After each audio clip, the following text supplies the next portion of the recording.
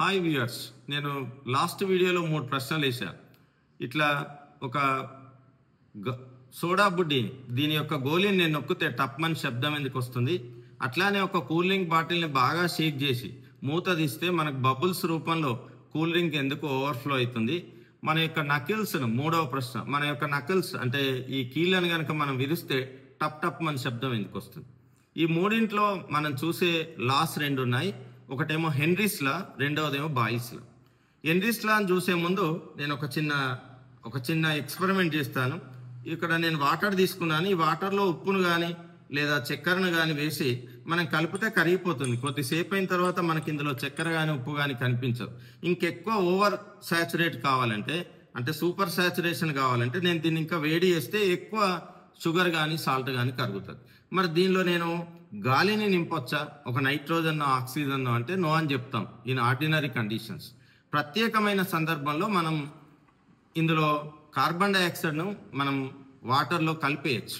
ఎలా అంటే ఇట్లా సోడా తయారు చేసే ముందు ఇందులో వాటర్ తీసుకుంటారు, తీసుకొని దీనిలో హై ప్రెషర్తోని కార్బన్ డైఆక్సైడ్ను పంపిస్తారు. ఈ కార్బన్ డైఆక్సైడ్ నీటిలో ఉప్పు ఏ విధంగా అయితే కరుగుతుందో అదే విధంగా వెళ్ళి వాటర్లో కరిగిపోయి కార్బోనిక్ యాసిడ్ అవుతుంది. సో కరగగా కొంత కార్బన్ డైఆక్సైడ్ ఇంకా ఇక్కడ పైన ఉంటుంది. ఎప్పుడైతే నేను ఇక్కడ ఉండే గోళీని నొక్కుతానో నా యొక్క ప్రెషర్ ఎక్కువ వల్ల ఇందులో దాగి ఉన్న కార్బన్ డైఆక్సైడ్ బయటకు వస్తుంది. సో ఒక్క క్షణంలో వస్తుంది కాబట్టి నాకు టప్మని శబ్దం వస్తుంది.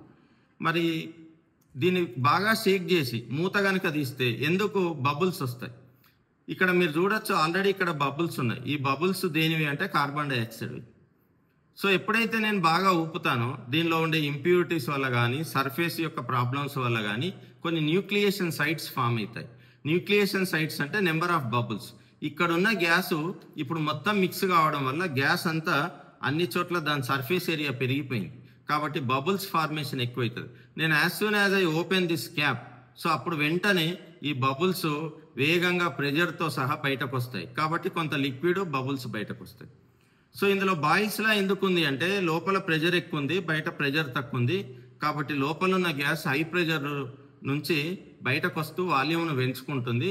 సడన్ ఎక్స్పాన్షన్ వల్ల మనకు బర్స్టింగ్ సౌండ్ వస్తుంది. నెక్స్ట్ ఈ కీళ్ళను నేను ఎప్పుడైతే లాగుతానో ఈ కీళ్ళలో మనకు ఒక ఘర్షణ లేకుండా ఉండడానికి మనకు సినోవియల్ ఫ్లూయిడ్ ఉంటుంది మన మోకాళ్ళలో కానీ మిగతా అన్ని కీళ్ళలో. ఎప్పుడైతే నేను ఈ కీల్ని జాయింట్ను బాగా లాగితే ఆల్రెడీ సినోవియల్ ఫ్లూయిడ్లో మనకు హెన్రీస్ లా ప్రకారం నైట్రోజను, కార్బన్ డైఆక్సైడ్, ఆక్సిజన్ కొంత శాతం కరిగి ఉంటుంది.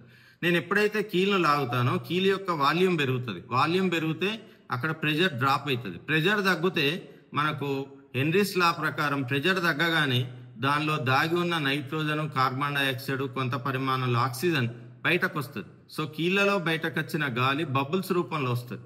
ఆ బబుల్ కూడా ఎలా అయితే దీనిలో బర్స్ట్ అవుతుందో ఇక్కడ కూడా బర్స్ట్ అవుతుంది కాబట్టి మనకు అక్కడ కీళ్ళు విరిచినప్పుడు శబ్దం వస్తుంది.